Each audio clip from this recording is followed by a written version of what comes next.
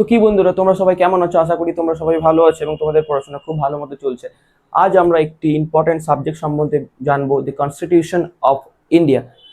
এবং constitution of ইন্ডিয়ার detail analyse করবো এবং what is the constitution of India, এবং কনস্টিটিউশন অফ ইন্ডিয়া কেন আমাদের প্রয়োজন জানা, এবং what is the purpose, what is the reason, each and everything জানবো। তো আমি শুভজিৎ, তোমরা দেখছো তোমাদের নিজেদের YouTube channel law in one, যেখানে আমরা ল শিখবো নিজেদের ভাষা, বাংলা ভাষায় এবং তোমাদের নিজেদের ভাষায়। তো দেরি না করে চলো তাড়াতাড়ি শুরু করি। আর তো বন্ধুরা, আমরা আজকে জানবো যে কনস্টিটিউশন অফ ইন্ডিয়া কি। তো প্রথমত আমাদেরকে জানতে হবে, যদি আমি কনস্টিটিউশন অফ ইন্ডিয়াকে একটু ডিটেলভাবে অ্যানালাইজ করি, যদি আমি জানার চেষ্টা করবো যে হোয়াট ইজ কনস্টিটিউশন।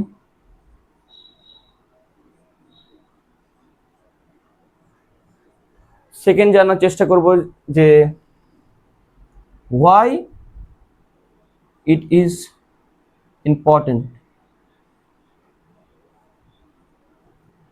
এবং থার্ড পয়েন্ট জানবো যে আমরা হিস্টোরিক্যাল ব্যাকগ্রাউন্ড সম্বন্ধে।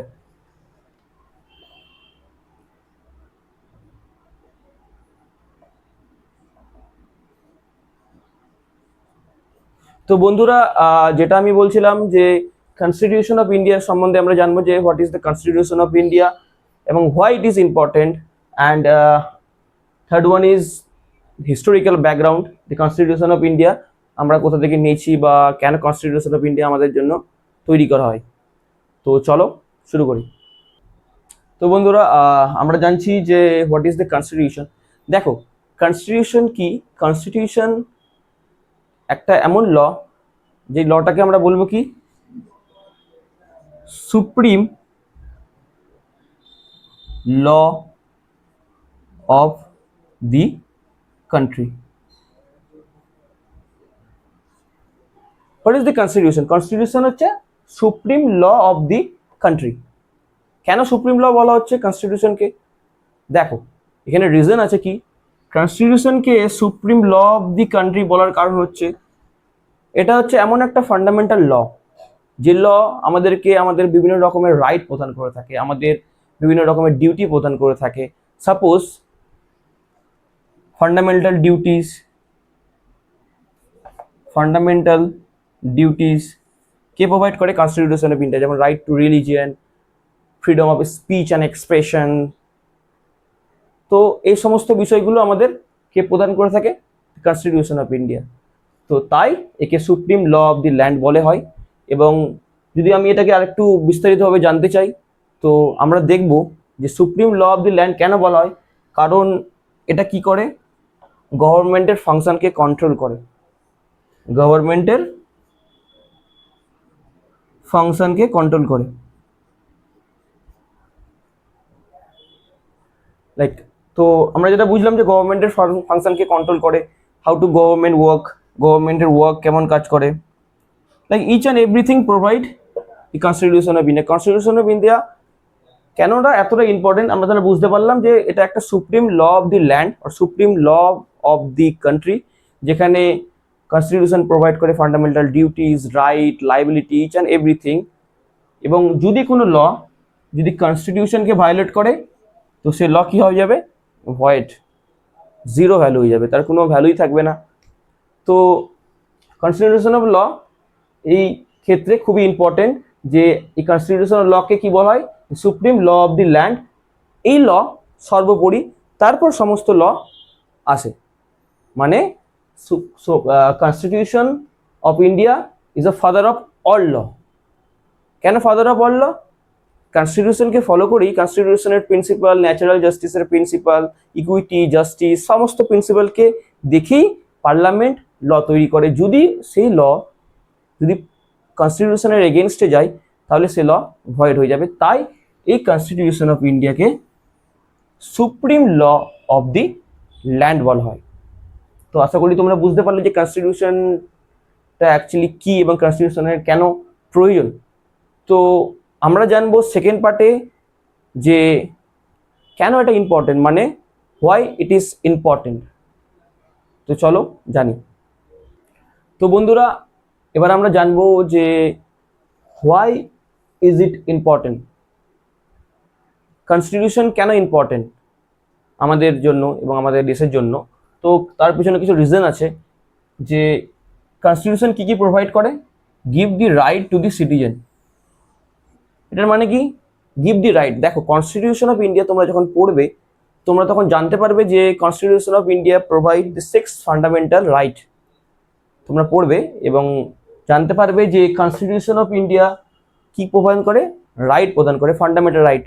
দ্যাটস মিনস মৌলিক অধিকার, মানুষের বেঁচে থাকার অধিকার, right to life, right to religion, ধার্মিক অধিকার, freedom of speech and expressions, মানে বলা বা তোমার কথা বলার, প্রকাশ করার অধিকার। তো সমস্ত কিছু বলে কনস্টিটিউশন অফ ইন্ডিয়া। তাই কনস্টিটিউশন অফ ইন্ডিয়া ইম্পর্টেন্ট। যদি কনস্টিটিউশন অফ ইন্ডিয়া না থাকতো তাহলে আমাদের কাছে ফান্ডামেন্টাল রাইটও থাকতো না, আমরা তাহলে কথা বলতেও পারতাম না, তাহলে আমরা রিলিজিয়ান প্র্যাকটিসও করতে পারতাম না, আমাদের নিজেদের পছন্দের মতো রিলিজিয়ান, যে রিলিজিয়ান আমরা ফলো করি। আমরা তাহলে রাইট টু লাইফ থাকতে পারতাম না, আমাদের জীবনের বেঁচে থাকার অধিকার থাকতো না। সমস্ত কিছু প্রদান করে দি কনস্টিটিউশন অফ ইন্ডিয়া। তাই কনস্টিটিউশন অফ ইন্ডিয়া খুবই গুরুত্বপূর্ণ। সেকেন্ড কি বলছে? লিমিটেড পাওয়ার গভর্নমেন্ট। এটার মানে কি? Limited power two government. এটার মানে হচ্ছে গভর্নমেন্টকে লিমিটেড পাওয়ার। যদি গভর্নমেন্ট নিজের ইচ্ছে মতো কোনো কিছু ল পাবলিশ করে বা ইচ্ছে মতো রুলস অ্যান্ড রেগুলেশন ক্রিয়েট করে, সো সেটা কি হতে পারে? হায়ারকি, মানে সোসাইটির এগেনস্টে যেতে পারে। তাই কনস্টিটিউশন গভর্নমেন্টের পাওয়ারকে কন্ট্রোল করছে এবং ডাইরেকশন দিচ্ছে, তুমি ল তৈরি করো, কোনো অসুবিধা নেই, কিন্তু সেই ল যাতে সোসাইটির এগেনস্টে না যায় এবং সোসাইটিকে প্রোটেক্ট করে থাকে। তো তাই কনস্টিটিউশন অফ ইন্ডিয়া লিমিটেড করছে, limited power to the government, গভর্নমেন্টের পাওয়ারকে লিমিট করতে সাহায্য করছে দি কনস্টিটিউশন অফ ইন্ডিয়া। তাই constitution of India important. Third one কি বলছে? Maintain the law in order. Constitution of India কি বলছে? Maintain the law in order. Why? Constitution of India কি করছে? ল অ্যান্ড অর্ডার মানে পিস, পিস মেনটেন করতে constitution of India সাহায্য করছে, যাতে সোসাইটির মধ্যে ফাইট, দাঙ্গা বা সমস্ত রকম কোনো কিছু বিষয় না হয়। মেনটেন করছে ল অ্যান্ড অর্ডারকে পুরোপুরিভাবে constitution of India. Protect the democracy. এই 4 নম্বর পয়েন্ট দেখো, খুব ইম্পর্টেন্ট। প্রোটেক্ট দি ডেমোক্রেসি এর মানে হচ্ছে ডেমোক্রেসিকে প্রোটেক্ট করছে, মানে গণতন্ত্রকে প্রোটেক্ট করছে, যাতে আমাদের সরকার লাইক ডিক্টেটরশিপ না হয়ে যায়। ডেমোক্রেসিকে প্রোটেক্ট করছে যাতে এভরিওয়ান ইজ ইকুয়াল, মানে ডেমোক্রেসি, প্রত্যেকটা মানুষের রাস্তায় চলার অধিকার আছে, প্রত্যেকটা মানুষের রিলিজিয়ন প্র্যাকটিস করার অধিকার আছে ইন ডেমোক্রেসিতে। গণতন্ত্রর কথা আলটিমেটলি বলছে দি কনস্টিটিউশন অফ ইন্ডিয়া। তাই কনস্টিটিউশন অফ ইন্ডিয়া খুবই ইম্পর্টেন্ট। এবং 5 নম্বর পয়েন্ট কি বলছে? ইনশিওর দি ইকুয়ালিটি। কনস্টিটিউশন কি বলছে? ইনশিওর দি ইকুয়ালিটি মানে যে প্রত্যেক ব্যক্তি লয়ের সামনে সমান, সে প্রধানমন্ত্রী হোক বা মুখ্যমন্ত্রী। Every individual is equal before the law. লয়ের চোখে সে ব্যক্তি যাই হোক সমান অধিকার পাবে এবং সমান চোখে দেখা হবে দুই ব্যক্তিকে। তাই এই কনস্টিটিউশন অফ ইন্ডিয়া প্রদান করছে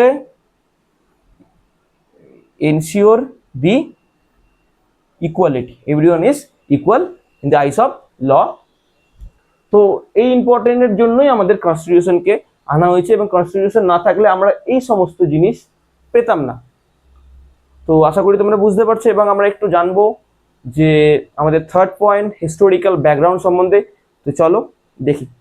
তো বন্ধুরা, এবার আমরা জানবো হিস্টোরিক্যাল ব্যাকগ্রাউন্ড সম্বন্ধে, যে কনস্টিটিউশন অ্যাকচুয়ালি কোথা থেকে এসেছে এবং কেমন এসেছে, কিভাবে এসেছে। তো চলো দেখি। দেখো, আমরা সবাই জানি যে ব্রিটিশ গভর্নমেন্ট অলমোস্ট 200 ইয়ার্স আমাদেরকে রুল করেছে, মানে শাসন করেছে। আমরা যেটা জানি, তোমরা পড়বে যে ইতিহাস বইয়ে পড়েছে হয়তো, যে অ্যারাউন্ড 200 ইয়ার্স ব্রিটিশ আমাদেরকে রুল করেছে। এবং সেই টাইমে ব্রিটিশ পার্লামেন্ট যে ল তৈরি করতো, সেই টাইমে যদি ব্রিটিশ পার্লামেন্ট যে ল তৈরি করতো, সে ল প্রোটেক্ট করতো, বা সে ল কেন আনা হয়েছিল? যাতে ইন্ডিয়ানদের মধ্যে একটা সীমাবদ্ধতার মধ্যে রাখতে ইন্ডিয়ানদেরকে, তাই সে ল আনা হয়েছিল এবং তাদের ফেভারের জন্য। এটা নয় যে ব্রিটিশরা ল এনেছিল যে ল অ্যান্ড অর্ডার মেনটেন করার জন্য, বরং তারা ল এনেছিল ইন্ডিয়ানরা যাতে লাইক ফাইট না করতে পারে, বা তারা বিদ্রোহী না হতে পারে এবং তাদের এগেনস্টে না যেতে পারে। তো এই জন্য ব্রিটিশ সরকার ল তৈরি করেছিল অ্যারাউন্ড 200 বছর আগে, এবং ব্রিটিশ কন্ট্রোল করতো এন্টায়ার ইন্ডিয়াকে। দেন যখন ভারত স্বাধীনতা পায় অ্যারাউন্ড, আমরা সবাই জানি যে 1947 that the India goat independent, মানে 1947 সালে ভারত স্বাধীনতা পায়। এবং 47 সালে স্বাধীনতার পর ভারতীয়দের মধ্যে চিন্তা ভাবনা বাড়ে যে না, আমাদের দেশেও একটা ল থাকা প্রয়োজন, যে লয়ের মাধ্যমে আমরা আমাদের দেশকে কন্ট্রোল করব। তো সেই ক্ষেত্রে আমাদের লেজিসলেটিভ অ্যাসেম্বলিতে, আমাদের যে অ্যাসেম্বলি ছিল সেই অ্যাসেম্বলিতে আমাদের একটা ল পাস করা হয়, সেটা হচ্ছে কনস্টিটিউশন অফ ইন্ডিয়া। এবং সেখানে সেই কমিটির যে চেয়ারম্যান ছিল, সেই কমিটির চেয়ারম্যান ছিল ডক্টর ভীমরাও আম্বেদকর। আমরা সবাই জানি ডক্টর BR আম্বেদকর।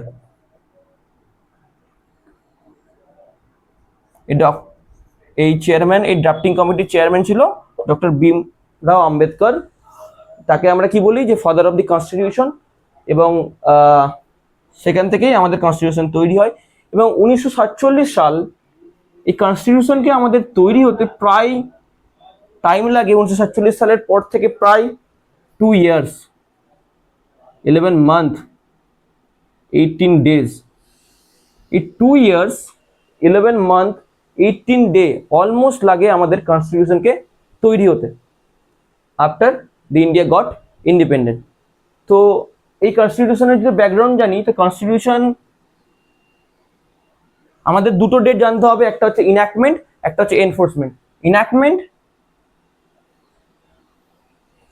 ডেট আমরা সবাই জানি যে ইনঅ্যাক্টমেন্ট ডেট কি, 26 নভেম্বর 1949।